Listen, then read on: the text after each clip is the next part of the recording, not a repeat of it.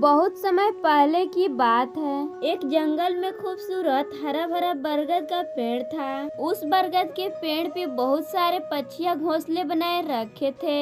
उसी जंगल में बहुत बड़ा सा महल था, जहाँ पे राजा तोताराम ने अपनी छोटी सी सल्तनत उस महल में बनाई रखी थी। उसी बरगद के पेड़ पर एक कालू कौवा भी रहता था।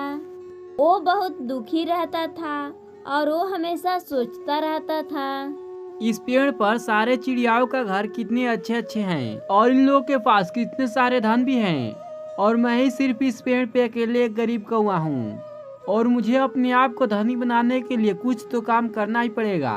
तभी बंटी कबूतर कालू कौवे के पास आता है और कालू कौवे से कहता है, अरे कालू भाई, क्या कर रहे हो? अरे क्या बताऊं भाई, मैं तो इस गरीबी से एकदम परेशान ही हो गया हूँ। अरे तुम्हारे पास इन सारे पक्षियों में सबसे धनी पक्षी बनने का मौका है। अरे कैसे बन सकता हूँ मैं इन सभी पक्षियों से सबसे धनी पक्षी? अरे जो सामने वाले राजा तोताराम के सल्तनत है ना, वही दरबार में राजा तोताराम कौवे की नौकरी पर रखना चाहते हैं। जो कौवा तोतेराम को अपने कलाकारी से प्रभावित करेगा ना, उस कौवे को सल्तनत में नौकरी मिल जाएगी और फिर उसके तो बल्ले ही बल्ले हो जाएंगे। अरे ये तो बहुत ही सुनहरा मौका है मेरे लिए। उस राजा तोतेराम के दरबार में ना जाने कितने हीरे जवाहरात पड़े होंगे। अगर मुझे वहाँ पे काम करने का अवसर मिल गया तो मैं वो सारे कीमती कीमती हीरे जवाहरात चोरी करके इस संसार के सबसे अमीर पक्षी मैं बन जाऊंगा। कालू कौवा बहुत ही शातिर और चोर कौवा था। वो आज तक किसी के नजरों में चोरी किए हुए नहीं आया। कोई भी उसे चोर मानता ही नहीं था।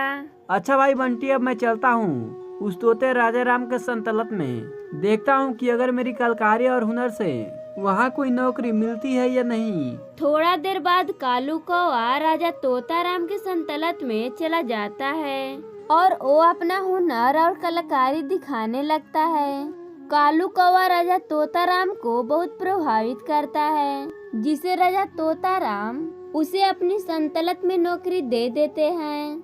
यूं ही कई महीने बीत जाते हैं, जिसे कालू कौवा राजा तोताराम के सल्तनत में काम करने लगता है। एक दिन की बात है, राजा तोताराम अपनी दासी चिड़िया से कहते हैं, सुनो दासी, हमारे शाही महल में बहुत सारे खजाने आने वाले हैं, इसलिए तुम अपने साथ कुछ पक्षियों को ले जाओ ताकि हमारे खजाने पर कोई आँच ना आ पाए।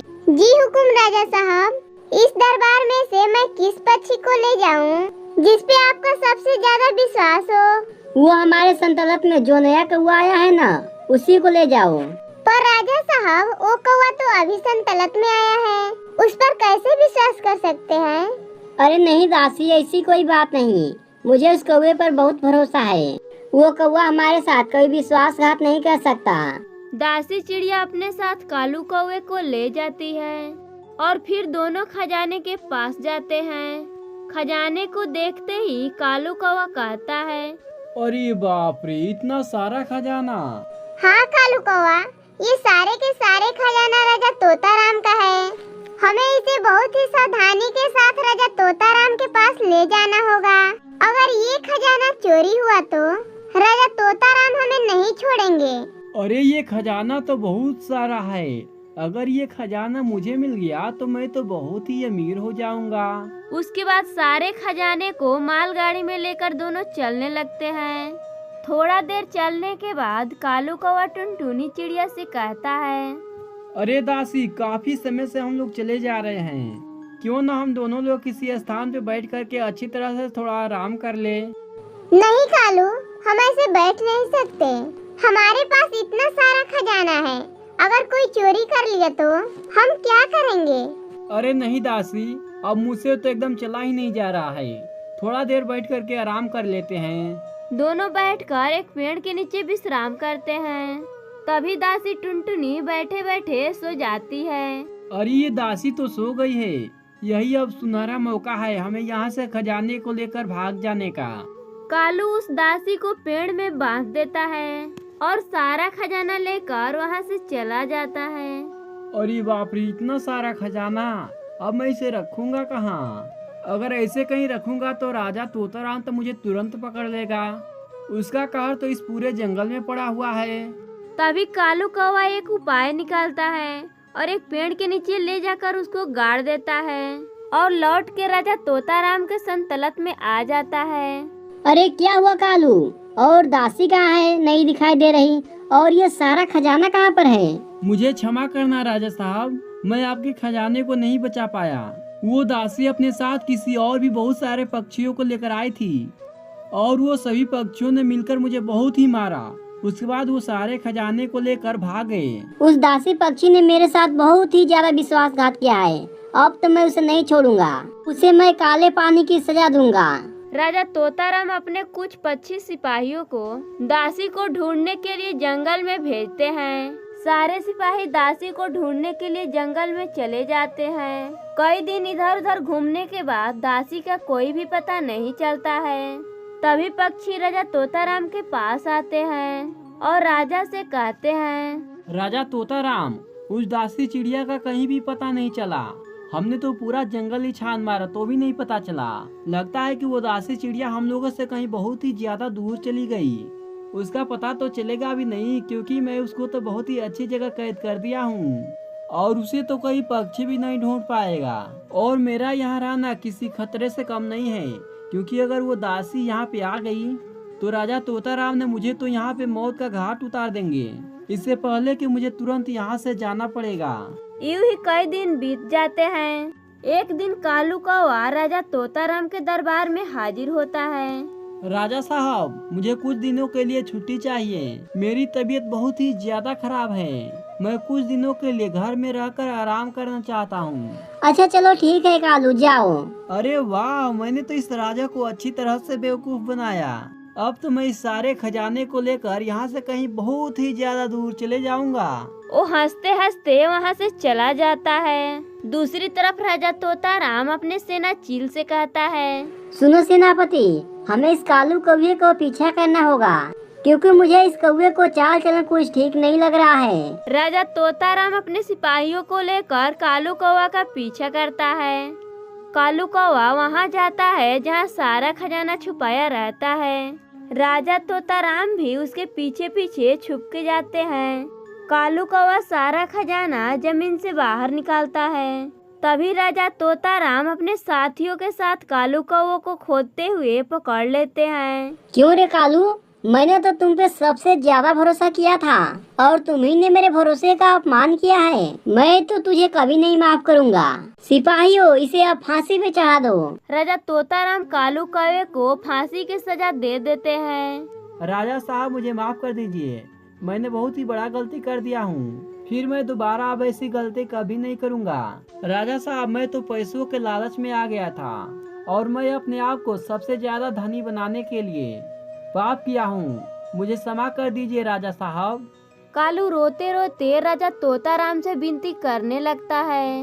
अरे नहीं नहीं, तूने जो पाप किया है उसकी सजा जरूर मिलेगी कि कोई दूसरा पक्षी हमारे दरबार में फिर से भूल करके कोई ऐसी गलती ना करे और कोई ऐसी गलती करने से पहले 1000 बार सोचे। इस तरह कालू कौवे को फांसी की सजा हो गई और राजा तोताराम को अपना खजाना वापस मिल गया। एक बार की बात है, एक जंगल में टूनी चिड़िया अपने पति टुन्नू चिड़ा के साथ रहती थी। बेचारे उन दोनों लोगों के पास कुछ भी काम नहीं था और खाने से तो वो दोनों बहुत ही ज्यादा परेशान थे। उन्होंने बहुत दिन से कुछ नहीं खाया था। अजी सुनते हो, बाहर से कुछ खाने के लिए ले आइए ना, क्योंकि बहुत दिन हो गए हैं और हम लोगों ने तो कुछ खाया भी नहीं है। मुझसे तो खाए बिना रहा ही नहीं जा रहा।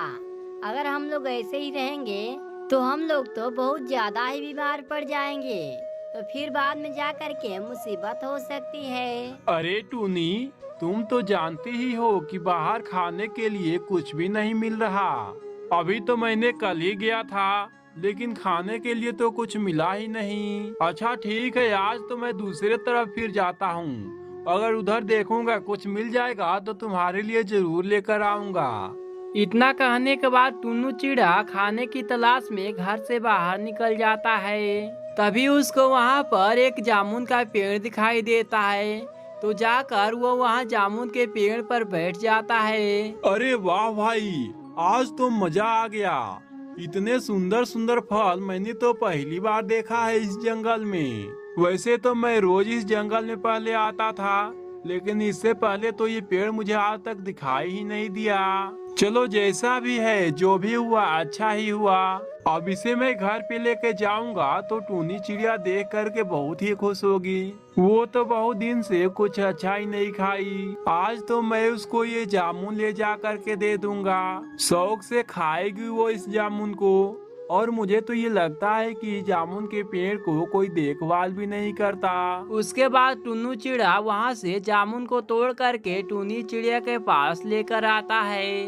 अरे टोनी, देखो आज मैं तुम्हारे लिए क्या लेकर आया हूँ। तुम मुझसे कह रही थी ना कि मेरे लिए कुछ अच्छे खाने की चीज लेकर आना, तो ये लो मैं तुम्हारे लिए बहुत ही सुंदर सुंदर जामुन लाया हूँ। और मुझे तो आज तक ये भी पता नहीं था कि हमारे जंगल में जामुन का पेड़ भी है और इतना सुंदर सुंदर फलता है। आज तो मुझे अचानक जामुन का पेड़ ही दिख गया, तो मैंने तुम्हारे लिए जामुन लेकर आ गया। अरे हाँ, आपने बिल्कुल सही कहा। अब आप वहाँ से मेरे लिए रोज जामुन लेकर के आना और फिर हम दोनों उस जामुन को आराम से खाया करेंगे। अब आज से हम दोनों को खाने की कोई भी परेशानी नहीं होगी। अब से हम दोनों रोज जामुन ही खाया करेंगे। इधर तो ये दोनों बहुत ही ज्यादा खुश थे, क्योंकि अब इन दोनों को खाने की कोई परेशानी नहीं थी। अब इनके खाने का बंदोबस्त हो चुका था। लेकिन दूसरी तरफ वहाँ अपने खेत के मालिक कालू कौआ वहाँ पे सोच रहा था कि मेरे पेड़ से इतनी जामुन कौन तोड़ रहा है। अरे कल तो मैंने अपने पेड़ पर बहुत ही सारा जामुन देखा था, लेकिन इन जामुन को कौन तोड़ रहा है मुझे तो पता ही नहीं चल रहा। और मैं अपने जामुन को इतना शौक से पाल रहा हूँ, लेकिन कोई चोर मेरे जामुन को ऐसे नहीं तोड़ सकता। मुझे तो इस चोर को पकड़ने के लिए कुछ न कुछ बंदोबस्त तो करना ही पड़ेगा, नहीं तो ये ऐसे ही कर करके मेरा तो सारा जामुन ही चुरा ले जाएगा। मैं कल ही इस चोर का कुछ न कुछ बंदोबस्त करता हूँ। उसके अगले ही दिन वो टुन्नू चिड़ा फिर से दोबारा जामुन तोड़ने आता है। अरे इस जामुन को देख करके तो मेरे मुंह में पानी आ जा रहा है। इतना तो सुंदर सुंदर और इतना काला काला जामुन तो मैंने इससे पहले आज तक कहीं नहीं देखा, और खाने में भी तो बहुत ही मजा आ रहा है। अब मैं जल्दी से इन जामुनों को तोड़ लेता हूँ। लेकिन जैसे ही वो जामुन तोड़ने वाला था, तभी उसके ऊपर एक जाल गिर जाता है। जाल को गिरने के बाद वो टुन्नू चिड़ा बहुत ही उस जाल में उछल कूद कर रहा था। वो सोच रहा था कि ये सब कैसे हुआ। अरे ये कैसे हुआ? मैं तो सोच रहा था कि ये इस पेड़ का कोई देखभाल ही नहीं करता। लगता है कि मैं गलत ही सोच रहा था। जरूर ये जाल किसी न किसी ने बिछाया ही होगा। हे भगवान, अब ये मुझे क्या हो गया? मैंने तो बिना किसी से पूछे ही जामुन तोड़ ली है, और अब वो जामुन वाला तो मुझ पे बहुत ही गुस्सा होगा। लगता है कि मुझसे बहुत ही बड़ी गलती हो गई है। और उधर दूसरी तरफ उसकी पत्नी टोनी चिड़िया बहुत ही ज्यादा परेशान हो रही थी। हे भगवान, इतनी देर हो गई इनको जाए हुए, लेकिन अभी तक ये तो वापस घर ही नहीं लौटे। अब तो मुझे बहुत घबराहट सी हो रही है। हे भगवान, उनके साथ कुछ गलत तो नहीं न हुआ? अब क्या करूं मैं? मुझे यहाँ से तो कुछ समझ में भी नहीं आ रहा है। उधर दूसरी तरफ उसका पति टुन्नू उधर जाल में फंसा हुआ बैठा था। तभी वहाँ पे कालू कौआ आता है। अच्छा, तो तुम हो मेरे जामुन चोर। मैं भी कहूँ कि मेरा ये जामुन कौन चुरा रहा है, इसीलिए आज मैं तुम्हारे लिए पूरा बंदोबस्त करके रखा था, क्योंकि तुम जब भी आओगे तो तुम्हारे ऊपर ये जाल गिर जाएगा और तुम मेरे जाल में फंस जाओगे। अब तो तुम मेरे चंगुल में फंस ही गए हो, और मैं तुम्हें तब तक नहीं छोड़ूंगा जब तक तुम्हारी यहीं पे जान नहीं निकल जाए। आखिरकार तुमने ऐसे कैसे किया? अगर तुम्हें जामुन ही खानी थी तो तुम एक बार मुझसे पूछ ही लेते। मैं तुमको बहुत सारी जामुन दे देता, लेकिन तुमने तो मेरी जामुन चोरी करके बहुत ही बुरा काम किया है। अब तो तुम अपनी सजा भुगतोगे ही। अरे कालू जी, मुझे तो पता ही नहीं था कि ये जामुन का पेड़ आपका है। अगर मुझे पता होता तो मैं आपसे तो जरूर ही पूछ लेता। मुझसे बहुत ही बड़ी गलती हुई है कालू जी। अब आप मुझे माफ कर दीजिए, क्योंकि आगे से मैं ऐसी गलती अब कभी भी नहीं करूँगा। जैसा आप बोलोगे मैं बिल्कुल वैसा ही करूँगा। प्लीज मुझे माफ कर दो, मुझसे बहुत ही बड़ी गलती हुई है कालू जी। वो गलती तो तुमने ही की है और सजा भी तुम्हें ही भुगतना पड़ेगा।